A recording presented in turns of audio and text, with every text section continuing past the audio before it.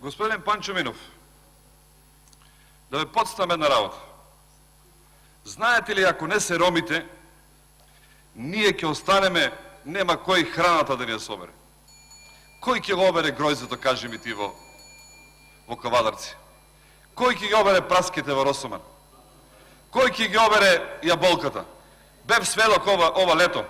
Цели фамилии одеа да берат за да соберат парче леп. Дечињата работе. Тоа не смееме да го дозволиме. Не смееме да дозволиме дечињата помали од 15-18 години да одат и да работат на нивите таму. Треба за нив образование. Така треба да се грижиме за ромите. А ова што се случува сега е класичен реваншизам кој не еден прекрасен човек од Источна Македонија таму.